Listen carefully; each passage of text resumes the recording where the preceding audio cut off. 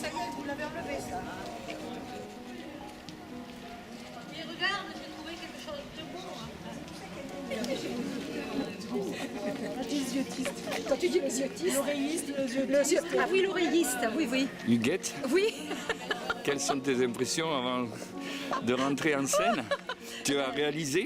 Oui, j'ai réalisé. Tu as réalisé, écrit? Oui, oui, oui. Et puis tu vas jouer? Alors voilà, alors j'ai réalisé, d'abord j'ai écrit, Oui. ensuite on a commencé à répéter, et puis on a commencé à définir les décors, les costumes, nous les avions, de toute façon il n'y avait pas le choix, c'était des lavandières, et puis voilà, et puis on a répété tous les mercredis, la dernière semaine tous les jours, et même les mercredis pendant la canicule. On a transpiré des gouttes comme ça. Et quelques minutes avant de rentrer en scène, quelles sont tes impressions? Alors hier j'étais assez décontractée, ça pouvait aller, et aujourd'hui je le suis beaucoup moins. Parce que je me dis qu'on a bien fait hier et qu'on n'a pas le droit de faire moins bien. Alors on te dit quoi? Mais il faut lui dire merde. Eh ben, merde. Ah, mais si! Philémon espère en Dieu. Philémon espère en Dieu. Et- C'est pas fada. Mais non, je me mets à l'ombre. Tu te mets à Je l'ombre. ne suis pas fada, moi. Je suis pas comme quelqu'un qui passe jamais au soleil parce que ça le fatigue de traîner ton ombre. Il y avait des bustes dessus.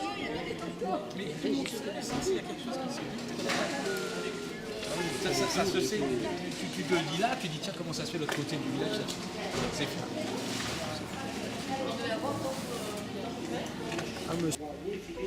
Pont Saint-Esprit a connu 3 journées de lutte. Le maire, Sébastien Apollon Ségur, représentant l'autorité déchue, tombe en disgrâce. La majorité de la population spirifontaine désire alors le remplacer par Jean-Baptiste Pépin-Barbu, ancien royaliste et républicain du lendemain. Une frange minoritaire qui rêve de révolution sociale se sent abandonnée et décide de s'accaparer le pouvoir et maintenir en place Ségur. Les deux factions vont s'affronter pendant 3 jours, au terme desquels Ségur perdra son fauteuil de première édile de la vie. Ironie de l'histoire. En 1871, le maire de Pont-Saint-Esprit n'est autre que Adrien Beaufoy-Ségur, petit-fils Adrien. Non. Ah non, si c'est Adrien, c'est Beaufoy-Ségur. Ségur. Il s'appelait Ah, bonne fois. Ah, pardon, excusez-moi. Adrien Beaufoy-Ségur, petit-fils du précédent Sébastien Apollon. La population spirifontaine se souvient de ces événements, et même si elle a vieilli, les rancunes et les préjugés sont tenaces. Nos lavandières, avec leur franc-parler, en sont la preuve vivante. Elles n'ont rien perdu de la fougue de leurs 20 ou 30 ans, de leurs idées partisanes et de leurs convictions.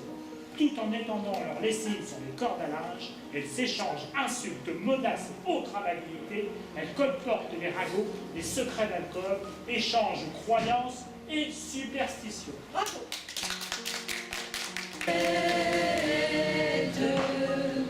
Les mêmes ont la folie en tête et les amoureux du soleil meilleur. Quand nous chanterons le temps des cerises, sifflera bien mieux le air de mon cœur. Et voilà les plus belles. Adieu. Alors la journée est terminée. Eh oui, tiens Philémon, je t'ai mis du pain et du fromage et une chopine de piquet. Mais va pas t'en péguer, hein, comme vous dites ici. T'as pas eu la vie facile. Mais tout de même, toujours à traîner par mots et par vaux. Inspira, lui.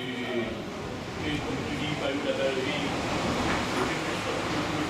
Je te caresse, alors, c'est Mais à quoi tu penses toute la journée? Qu'est-ce que t'as dans la tête? T'es que Carinette, pardi. Tu me flattes, Julie, tu me flattes. Si tu veux savoir quoi je pense, eh bien, je vais te le dire là, tout de suite. Je pensais que peut-être l'avenir pour nous, les pauvres, On va les connaître, les moyens. Qui ça? Je sais pas si je vois le Oh, si, dis-le. de toute façon, tout pour Saint-Esprit va bientôt le savoir. Alors,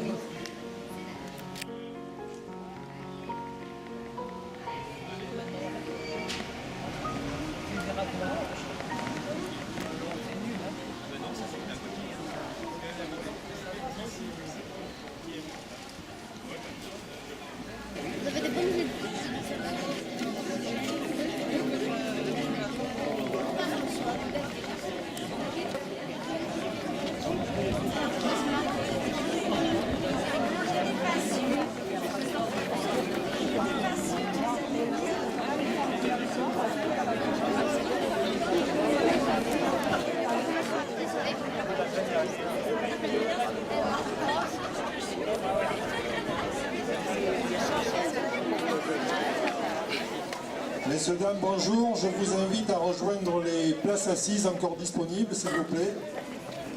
Le spectacle ne devrait pas tarder à commencer.